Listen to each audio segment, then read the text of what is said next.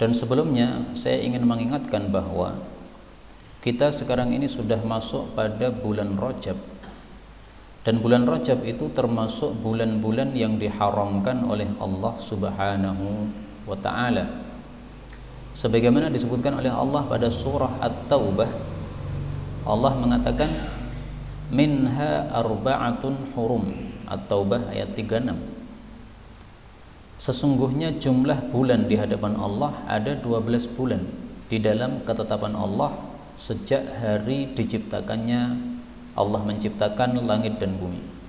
Minha, dari 12 bulan itu, arba'atun hurum, ada 4 bulan yang haram, maksudnya bulan yang mulia. Dzalika ad-dinul qayyim, itu adalah agama yang lurus.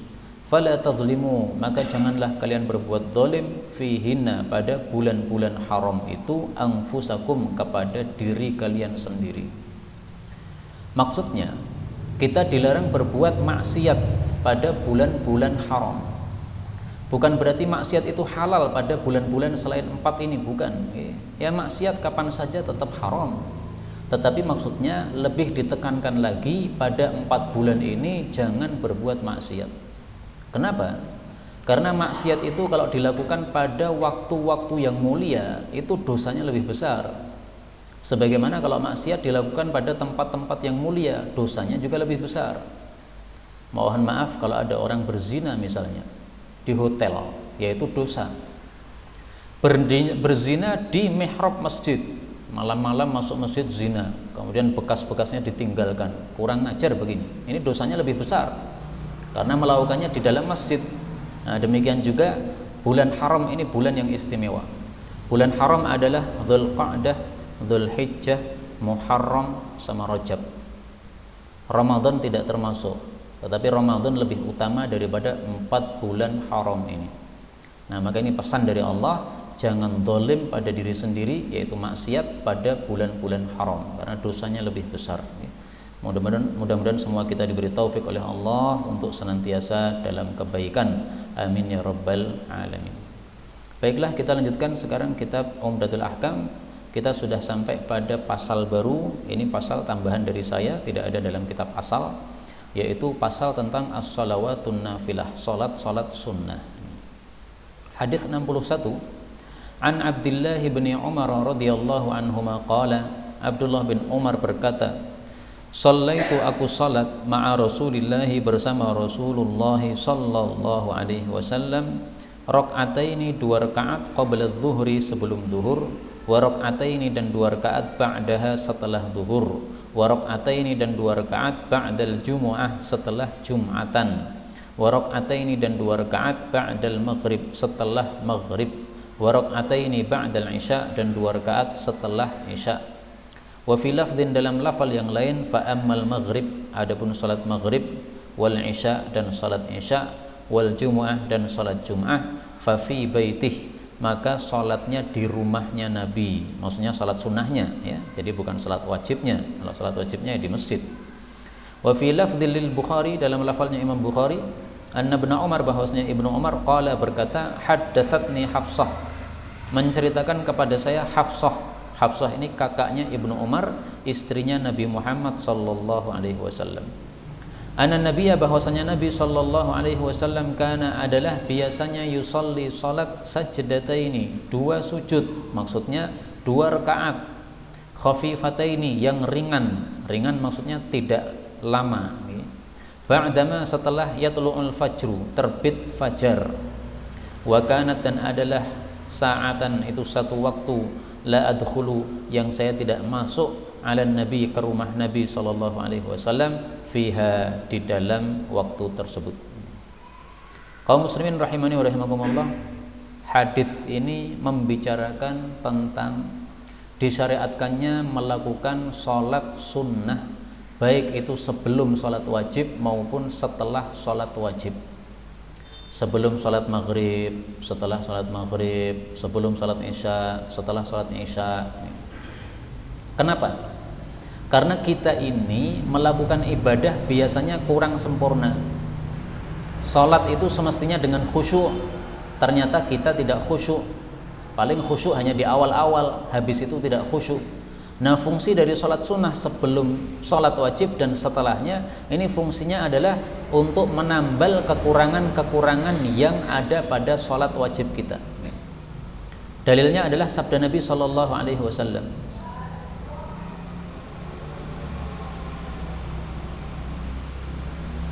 Rasul Shallallahu Alaihi Wasallam bersabda, Inna awwala ma yuhasabu bihil abdu yaumal qiyamah.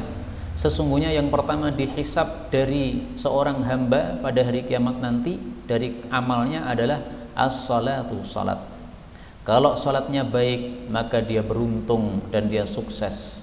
Tetapi kalau salatnya jelek, salatnya rusak, maka dia sungguh rugi dan rugi. Wa inin taqasa, kalau ada kekurangan min faridah dari salat fardunya, qala rabbu, maka Allah berkata, wahai malaikat, lihatlah apakah hambaku ini punya salat sunnah, fayukammilu biha, maka Allah menyempurnakan dengan salat sunnah tadi man taqasa, apa yang kurang minal faraid dari salat fardunya. Thumma, kemudian yakunu sairu amalih, jadilah seluruh amalannya ala dzalika, diterapkan seperti itu juga. Hadis riwayat Tirmidzi sahih. Jadi ringkasnya, amalan sunnah fungsinya menambal kekurangan amalan wajib. Puasa sunnah menambal kekurangan pada puasa wajib kita. Salat sunnah menambal kekurangan pada salat wajib kita. Sedekah sunnah menambal kekurangan pada zakat wajib kita, dan seterusnya. Nah, dalam hadis ini disebutkan beberapa salat Nabi yang selalu dilakukan. Sebelum zuhur 2 rakaat, setelah zuhur 2 rakaat, setelah Jumat 2 rakaat, setelah maghrib 2 rakaat, setelah isya 2 rakaat, sebelum subuh 2 rakaat yang ringan. Ini semuanya adalah salat sunnah rawatib namanya. Yang hukumnya apa? Sunnah muakkadah. Sunnah muakkadah itu sangat-sangat ditekankan untuk dilakukan. Bedanya sunnah muakkadah dengan sunnah yang biasa apa? Sunnah muakkadah itu sunnah yang selalu dilakukan Nabi, tidak pernah ditinggalkan. Jadi beliau nggak pernah absen melakukan sholat sunnah ini. Karena itu mari kalau kita melakukan sholat sunnah itu juga rutin seperti Nabi SAW. Di sini disebutkan 2 rakaat sebelum zuhur. Dalam hadis yang lain disebutkan 4 rakaat sebelum zuhur. Ini gimana maksudnya? Sama-sama hadisnya sahih. Maksudnya adalah boleh kita salat sunnah sebelum zuhur 2 rakaat, boleh salat sunnah sebelum zuhur 4 rakaat, bebas. Tapi yang lebih utama 4 rakaat karena semakin banyak semakin mulia, semakin besar pahalanya. Dalam hadis ini disebutkan 2 rakaat setelah Jumat. Dalam hadis yang lain disebutkan Nabi bersabda, kalau kamu selesai sholat Jumat, sholatlah 4 rakaat. Lah ini yang benar gimana nih? 2 rakaat atau 4 rakaat? Semuanya sama-sama benar karena sama-sama sahih. Jadi bebas. Mau sholat 2 rakaat boleh setelah Jumat sesuai dengan perbuatan Nabi. Mau sholat 4 rakaat juga boleh, bahkan lebih bagus sesuai dengan sabda Nabi Sallallahu Alaihi Wasallam. Bisa dipaham ya? Bebas nih. Bapak Ibu rahimani wa rahimakumullah, dalam hadis ini disebutkan salat sunnah setelah maghrib, salat sunnah setelah isya, salat sunnah setelah Jumat, fafi baitih, selalu dilakukan Nabi di rumahnya. Jadi ada salat sunnah yang selalunya Nabi salatnya di rumah, nggak pernah di masjid. Apa saja? Salat sunnah setelah maghrib, salat sunnah setelah isya, salat sunnah setelah Jumat. Karena itu paling bagus 3 sholat sunnah ini kita lakukan di rumah, tidak di masjid. Bagaimana kalau di masjid? Nggak apa-apa. Tapi kalau di rumah lebih bagus. Lebih bagus kenapa? 2 sebab. Pertama, Rasulullah Shallallahu Alaihi Wasallam bersabda, "Idza hadara ahadukumus shalah fi masjidih," kalau seseorang sudah menghadiri salat di masjid, falyaj'al li baitihi nasiban min salatih, hendaklah dia jadikan di rumahnya ada bagian salat sunnahnya. Fa innallaha ja'ilun fi baitihi min salatihi khaira, karena Allah akan menjadikan di rumahnya dengan sebab salat sunnah itu ada kebaikan dalam rumahnya. Hadis riwayat Imam Muslim. Jadi ringkasnya, rumah itu akan semakin barokah apabila sering dilakukan sholat sunnah padanya. Maka Nabi itu senangnya habis sholat jamaah di masjid pulang ke rumah, sholat sunnahnya di rumah, supaya rumahnya barokah. Kalau kita selalunya sholat sunnah di masjid, berarti barokahnya ya di masjid aja. Rumah kita kosong dari barokah atau sedikit dari barokah. Karena itu siapa yang rumahnya ingin barokah, hendaklah sholat sunnah di rumah. Ini hadis atau dalil yang pertama. Dalil yang kedua, Rasulullah Shallallahu Alaihi Wasallam bersabda,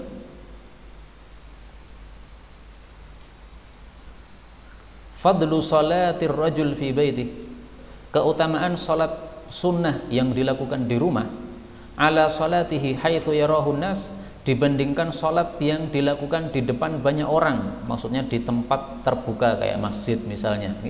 Itu kafadlil maktubah ala nafilah, itu seperti bandingan antara salat wajib dibandingkan dengan salat sunnah.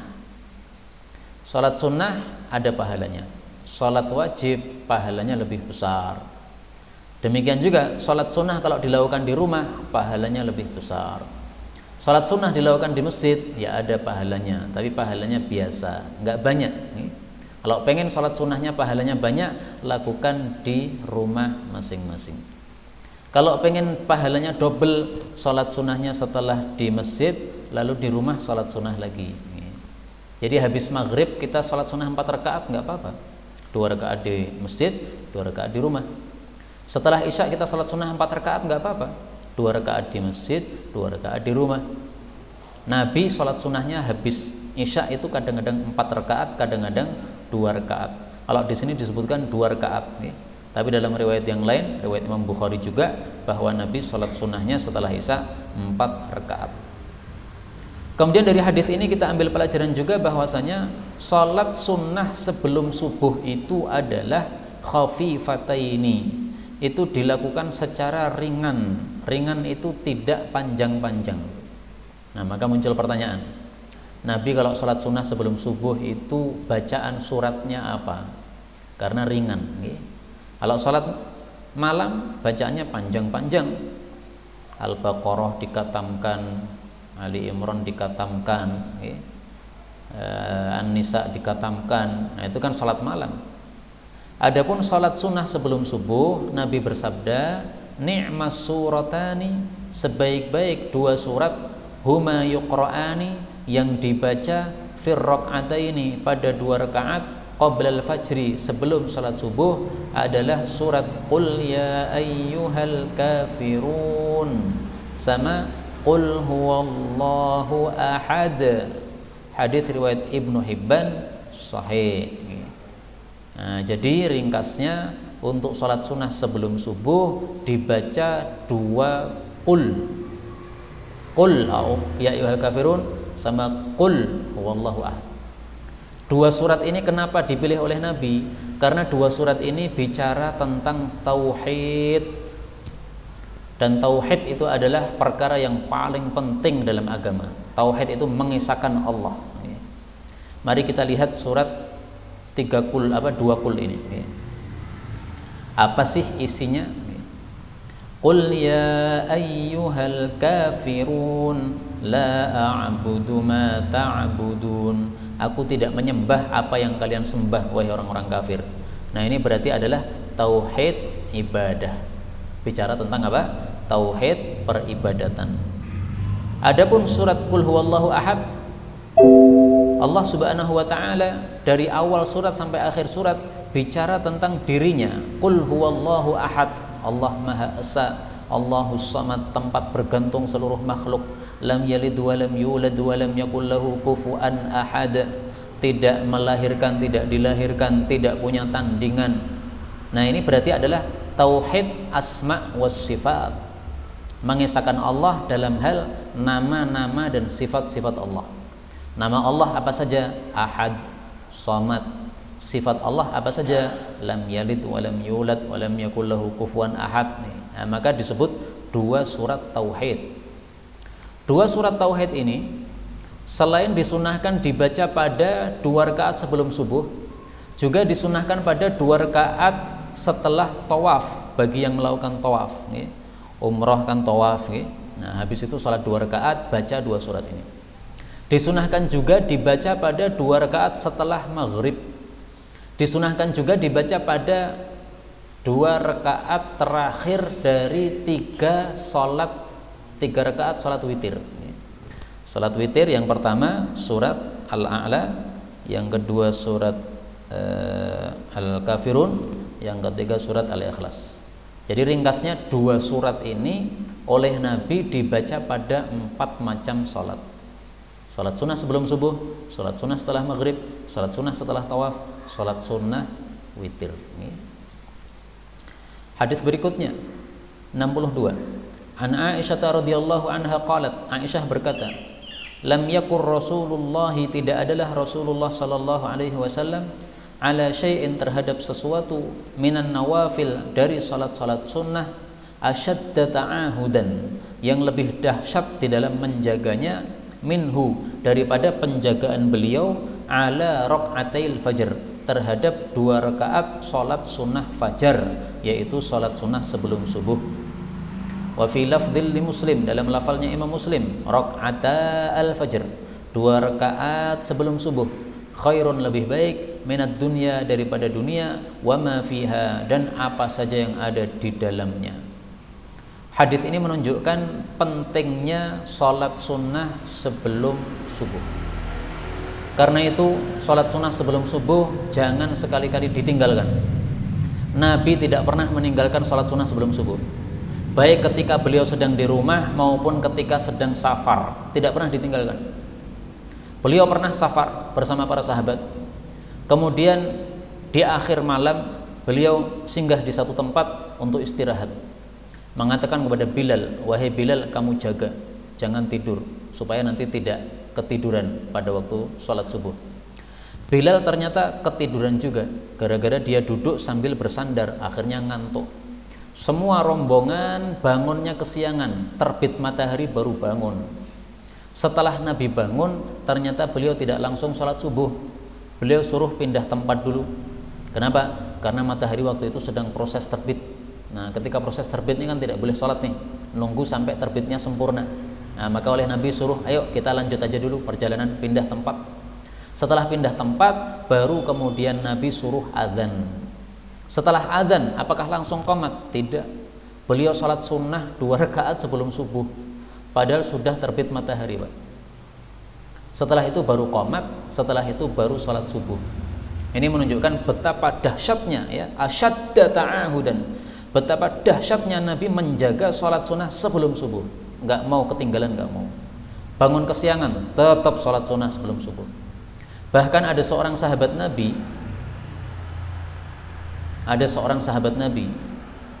gara-gara kesiangan bangun, maka dia tidak sempat melakukan sholat sunnah sebelum subuh, maka dia melakukannya setelah subuh. Ketika dia ingin sholat lagi setelah subuh, ditegur oleh Nabi, sholatus subuh rakaatan, sholat subuh hanya 2 rakaat, nggak boleh nambah. Kalau kamu nambah lagi, ini sholat apa ini? Maka si orang tadi mengatakan, ya Rasulullah, ini sesungguhnya aku lam akun shallaitu, aku belum sholat ar-rak'ataini allataini qablahuma, 2 rakaat yang sebelum subuh itu. Ya, biasanya saya sholat, ini kesiangan, saya belum sholat. Fasallaituhumal an, maka sekarang saya ganti setelah subuh. Fasakata Rasulullah sallallahu alaihi wasallam, maka Nabi diam. Diam itu maksudnya apa? Boleh. Jadi kalau kita sudah biasa sholat sunnah sebelum subuh, kemudian suatu saat ada sebab sehingga tidak bisa sholat sebelum subuh, kita boleh ganti setelah subuh, nggak apa-apa. Padahal biasanya ba'da subuh itu nggak boleh sholat, haram sholat setelah subuh, sebelum terbit matahari. Tapi hukum khusus bagi yang ingin mengganti sholat sunnah sebelum subuhnya yang kelewat, apabila memang dia biasanya melakukan itu, nggak apa-apa. Tapi yang biasanya tidak melakukan, tidak boleh melakukannya setelah subuh. Ini hukum khusus bagi yang sudah biasa melakukan. Hadis ini sahih riwayat Abu Dawud. Apa sih fadilahnya sholat sunnah sebelum subuh? Lebih baik daripada dunia dan seisinya. Jadi pahalanya itu nggak bisa dihitung. Pahalanya 1 triliun kurang. Sedunia seisinya loh, Pak. Dunia seisinya dikumpulkan berapa triliun, kita nggak bisa ngitung. Nah itu pahala sholat sunnah sebelum subuh lebih baik daripada seluruh isi dunia. Berapa hitungannya? Setelah triliun ada nggak yang di atasnya? Ya ada ya, sak dunyo. Nah itu. Jadi pahalanya lebih mahal daripada sak dunyo. Karena itu orang yang tidak mau sholat sunnah sebelum subuh ini tiada lain hanya dua kemungkinan. Kemungkinan pertama, dia belum tahu fadilahnya sehingga tidak melakukannya, tidak semangat melakukan. Kemungkinan kedua, dia orang munafik. Orang munafik itu dikasih gini-gini nggak percaya, Pak. Allah pahala lebih baik dari sedunia poyo. Nggak percaya. Kalau orang beriman dikasih tahu begini, paham dia, kemudian dia amalkan. Oh, sejak hari ini saya tidak akan meninggalkan sholat sunnah sebelum subuh karena pahalanya sangat-sangat besar di hadapan Allah Subhanahu wa Ta'ala. Kaum muslimin rahimani wa rahimakumullah. Pada hadis yang tadi disebutkan sebelumnya tadi, khafifatain, salat sunnah sebelum subuh itu 2 rakaat yang ringan. Bagaimana seandainya kalau kita itu melakukannya dengan panjang? Karena misalnya imamnya itu qomatnya lama, dari adzan sampai qomat misalnya 30 menit, setengah jam. Apakah boleh kita salat sunnah sebelum subuh itu dengan bacaan yang panjang sambil menunggu imam? Boleh, nggak ada masalah.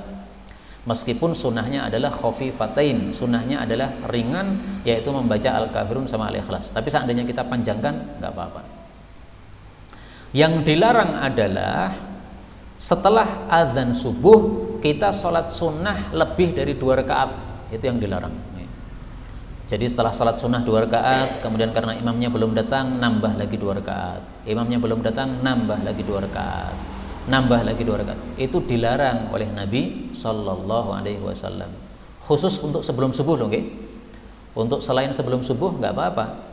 Menunggu isya misalnya, menunggu qomat maghrib, itu nambah-nambah gitu nggak apa-apa. Tapi khusus subuh Rasulullah mengatakan, liyuballigh, hendaklah menyampaikan, syahidukum, orang yang hadir, ghaibakum, kepada yang tidak hadir.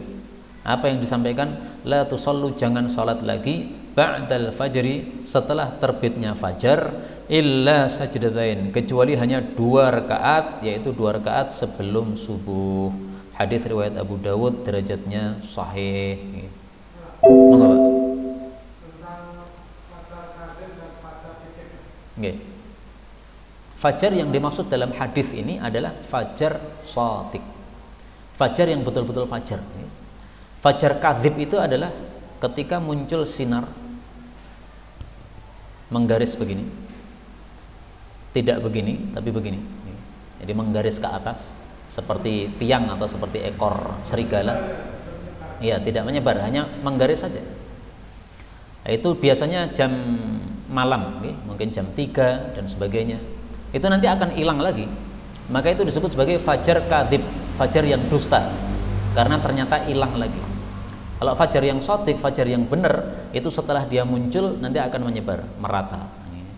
Kalau sudah merata, kemudian semakin banyak, semakin terang langit itu. Itu yang disebut fajar shadiq. Nah, yang dimaksud di sini adalah fajar shadiq. Maka ringkasnya setelah adzan subuh, ya kan?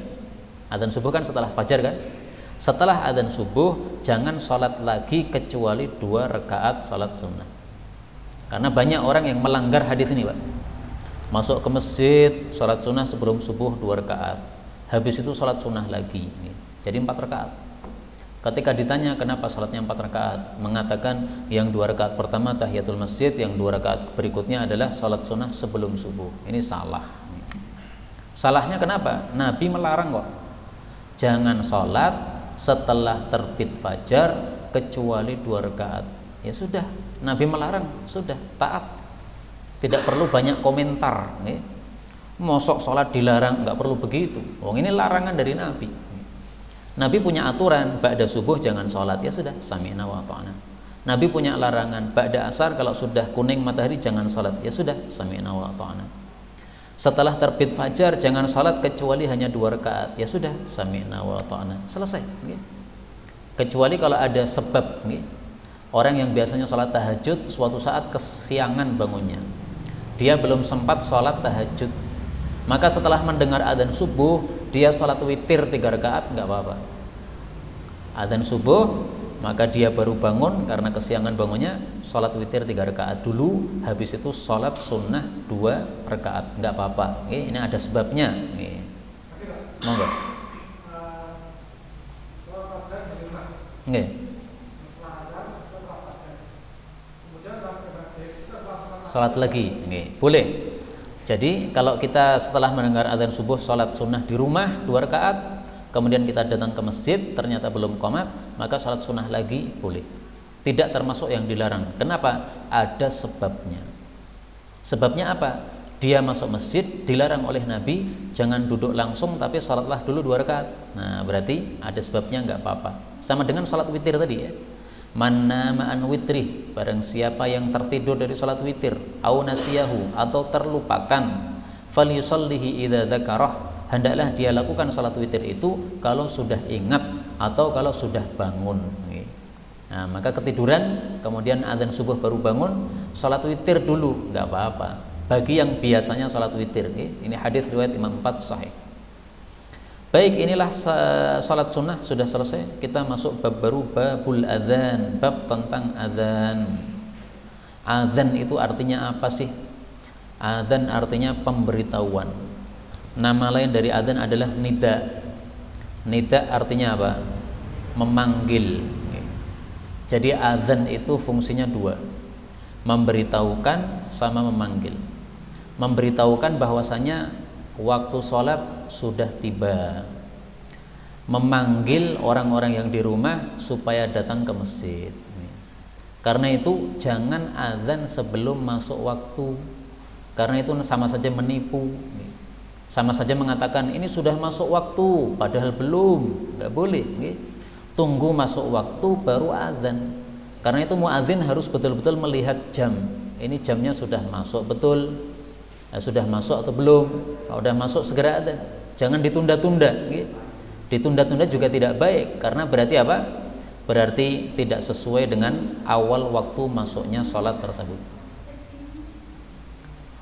Hadis yang pertama, hadis 63, an Anas bin Malik radhiyallahu anhu qala, umira, telah disuruh oleh Nabi, Bilalun, Sayyidina Bilal, ayyashfa'a, supaya menggenapkan al-adzan, kalimat adzan, wa yutira, dan supaya mengganjilkan al-iqamah, kalimat iqamat.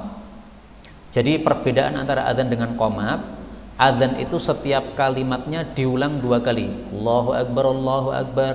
Ulangi lagi. Allahu Akbar, Allahu Akbar.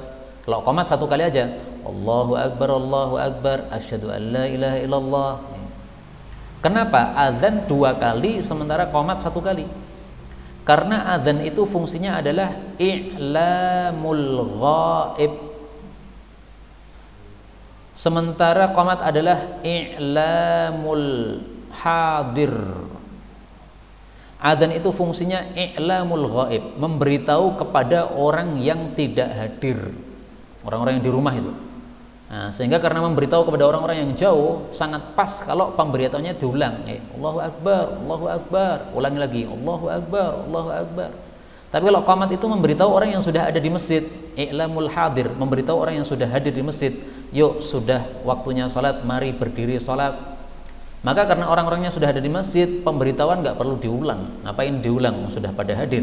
Nah, itu tujuannya kenapa dibikin qomat itu 1 kali. Kemudian perbedaan antara adzan dan qomat yang lain adalah antara satu kalimat adzan dengan kalimat berikutnya itu hendaklah dikasih jeda. Jadi jangan terlalu cepat. Allahu Akbar, Allahu Akbar, Allahu Akbar, Allahu Akbar. Enggak begitu. Kasih nafas dulu. Nafas. Habis itu kemudian Allahu Akbar, Allahu Akbar. Tarik nafas lagi. Sambil minum enggak apa-apa kalau perlu. Wah saya haus, minum dulu, enggak apa-apa. Yang penting jedanya jangan lama-lama. Jeda ngambil 1 sunduk sate pangan se. Ora sida adzan niku. Apa dalilnya? Dalilnya adalah fatarassal, sabda Nabi sallallahu alaihi wasallam, idza adzanta, apabila kamu itu adzan, fatarassal, maka perlahan-lahanlah fi adzanika, dalam adzanmu. Wa idza aqamta, tetapi kalau kamu itu qamat, fahdir, maka cepatkan kalimatnya. Ini adalah hadis yang diriwayatkan oleh Tirmidzi dan disahihkan oleh Al-Imam Al-Hakim. Lah kenapa azan itu diperlahankan? Karena tadi memberitahu kepada orang yang tidak ada, yang jauh sana, sehingga perlu ada jeda supaya orang pada semakin dengar. Kalau orang-orang yang sudah ada di masjid, ya, nggak perlu banyak jeda, ya, maka kalimat-kalimatnya itu segera aja diucapkan, tidak usah ada jeda antara satu dengan yang lain. Hadis berikutnya 63, ini hadisnya panjang, karena itu sekaligus kita baca, sekaligus kita ambil pelajarannya. An Abi Juhayfata Wahb bin Abdillah Suwa'i radhiyallahu anhu qala, ataitu aku datang an-nabiyya kepada Nabi sallallahu alaihi wasallam, wa huwa sementara beliau itu fi qubbatin lahu, pada kubbah beliau, pada kemah beliau. Kubbah itu adalah kemah yang bundar, hamra'a, yang kemah itu berwarna merah, min adamin, dari kulit. Faqala fakharaja, maka keluarlah Bilalun, Sayyidina Bilal, biwadu'in, dengan air wudu.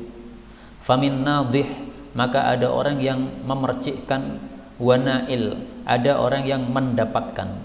Maksudnya gini, Nabi itu kalau berwudu, itu bekas wudunya beliau itu tidak dibiarkan sahabat pergi begitu aja, dibuang, enggak. Jadi Nabi kalau berkumur-kumur, ketika dikeluarkan, nah, itu oleh sahabat langsung dirayu, karena sahabat itu mengambil barokah dari bekas-bekas Nabi. Nabi kalau berkumur-kumur, airnya kemudian disembur, itu airnya air barokah. Kenapa? Sudah bertemu dengan liur atau lidah Nabi Muhammad SAW. Tapi ini jangan diterapkan kecuali kepada Nabi loh. Kalau diterapkan kepada ustadz, ora itu barokah, ra itu ambune ra enak. Nah, ini sebagian orang salah paham, Pak. Dikira ini, oh semua kiai begitu. Enggak benar. Buktinya bahwasanya ini hanya khusus untuk Nabi. Buktinya dua. Pertama, bahwasanya perbuatan ini tidak pernah dilakukan oleh para sahabat kecuali kepada Nabi saja. Abu Bakar enggak pernah, Umar enggak pernah. Jadi enggak ada sahabat Nabi rebutan liurnya Abu Bakar, enggak ada. Yang kedua, dalilnya bahwasanya liur Nabi SAW atau keringat Nabi SAW itu berbeda dengan keringat orang lain. Keringat Nabi itu ketika dikumpulkan itu baunya wangi, Pak. Lah sekarang keringatnya siapa selain Nabi yang baunya wangi, ada nggak? Kalau ada, saya tolong ditunjukkan mana orangnya. Pengen ngerti aku. Wong koyo ngopo kuwi. Nah, maka ini tidak bisa diterapkan kecuali kepada Nabi Muhammad sallallahu alaihi wasallam. Salah kalau diterapkan kepada Pak Kiai, salah. Pak Kiai enggak bawa barokah. Kalau paling barokah ada pada doanya. Tapi lidahnya liurnya Pak Kiai ini enggak ada berkah, enggak ada. Ludahnya, pipisnya, tainya, itu kabeh padha wae, itu semuanya tidak ada berkahnya itu. Nah, maka yang dimaksud nadhih ini adalah orang yang mengambil bekas wudu Nabi sehingga dia bisa memercikkan. Yang dimaksud nail itu adalah orang yang tidak mendapatkan air tersebut, tapi dia ngusap-ngusapkan dengan tangannya orang yang dapat tadi. Jadi kan pada rebutan airnya Nabi kan, ada yang dapat, ada yang tidak. Yang nggak dapat dia usap-usapkan tangannya pada orang yang dapat. Itu maksudnya, supaya mendapatkan barokah dari Nabi Muhammad SAW. Qala, dia mengatakan, fa kharajan nabiyyu sallallahu alaihi wasallam, maka Nabi keluar, wa alaihi, dan beliau memakai hullatun, baju hamra yang berwarna merah. Ini menunjukkan bahwasanya baju merah itu boleh. Adapun hadis-hadis yang mengatakan merah itu adalah motonya setan, itu hadisnya tidak sahih, sehingga tidak bisa dijadikan dalil melarang orang pakai baju merah. Tetapi bukan berarti baju merah itu baju yang paling bagus, enggak. Paling bagus ya tetap putih. Hatta sehingga ka'ani, seolah-olah aku ini angduru, aku melihat, ila kepada bayadi, putihnya saqaihi, kedua betis Nabi Muhammad SAW. Jadi Nabi itu kulitnya putih. Qala fatawadda, lalu beliau berwudu, wa adzana Bilalun, dan Sayyidina Bilal adzan. Qala faja'altu, maka aku berbuat, atatabba, mengikuti, fahu, mulutnya Bilal, hahuna wa hahuna, ke arah sana dan ke arah sini. Yaqulu, dia bergerak, yaminan ke arah kanan, washimalan, dan ke arah kiri. Hayya 'alas shalah, hayya 'alal falah. Jadi maksudnya seorang muadzin disunnahkan kalau pas mengucapkan hayya 'alas shalah, dia noleh hayya 'alas shalah ke arah kanan, hayya 'alal falah ke arah kiri. Itu sunnah. Tujuannya apa? Supaya suara itu sampai kemana-mana. Orang-orang yang rumahnya di selatan sana dengar, rumahnya yang di utara sana dengar. Nah sekarang kalau sudah ada mic gini gimana? Tetap sunnah ini bisa diterapkan apabila mic-nya ini kita pegang. Kalau mic-nya nempel di tembok, jangan melakukan sunnah ini. Hayya 'alas shalah, ora krungu. Jadi cara memahami hadis itu tetap harus pakai akal, Pak. Harus pakai nalar. Ini kenapa sih kayak begini? Harus pakai nalar begitu. Karena kalau nggak pakai nalar itu nanti jadi jumut, akhirnya penerapannya nggak benar. Jadi silahkan kalau muadzinnya pakai memegang mic, nah, maka sunnah ini tetap berlaku sampai hari kiamat. Panjenengan noleh hayya 'alas shalah. Hayya 'alas shalahnya ke kanan, hayya 'alal falahnya ke kiri. Jadi ke kanan 2 kali, ke kiri 2 kali. Thumma kemudian rukizat ditancapkan lahu kepada Nabi anazatun, satu tongkat. Fataqaddama lalu beliau maju wa shalla dhuhra dan beliau salat duhur raq'atain hanya 2 rakaat, wal asra dan salat asar raq'atain juga 2 rakaat. Maksudnya sebelum Nabi salat ditancapkan tongkat. Untuk apa? Untuk sutroh, pembatas orang salat. Jadi orang salat itu diharuskan memakai sutroh, yaitu pembatas, supaya kalau ada orang mau lewat di depan dia itu nggak ada masalah. Karena kalau ada orang sholat kan kita tidak boleh lewat di depannya nih. Nah supaya orang bisa lewat kita pakai sutroh. Sutrohnya Nabi adalah anazatun, tiang apa? Tongkat. Tongkatnya ditancapkan karena ini sholatnya kan di lapangan. Lah bagaimana kalau sholatnya di masjid begini? Sholatnya di masjid, alhamdulillah sudah ada baris soft. Garis soft ini boleh dijadikan sebagai sutroh. Sehingga kalau kita sholat di soft yang kedua, maka kita boleh meniatkan ini garis soft pertama, ini saya niatkan sebagai sutroh saya, nggak apa-apa. Jadi nggak harus meletakkan kacamata di depannya atau meletakkan meja di depannya, nggak harus. Pakai garis sudah cukup. Nabi sholat duhur 2 rakaat ini karena safar. Salat asar 2 rakaat ini karena safar, dikosor. Seperti saya tadi, salat isya 2 rakaat karena saya safar.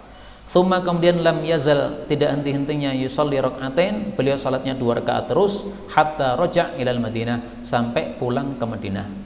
Jadi musafir itu masih boleh safar terus sampai dia masuk ke kota dia. Saya misalnya rumah saya kota Solo, maka kalau saya pergi ke Jakarta, dari Jakarta selama perjalanan saya masih boleh qashar sampai saya masuk kota Solo. Kalau saya sudah masuk kota Solo, saya sudah tidak boleh qashar lagi. Meskipun saya belum sampai rumah, saya belum masuk rumah, tapi sudah masuk kota Solo, qashar udah nggak boleh. Qashar itu hanya boleh di luar kota kita. Nah, kota Anda mana harus tahu, sehingga ketika sudah masuk jangan qashar lagi.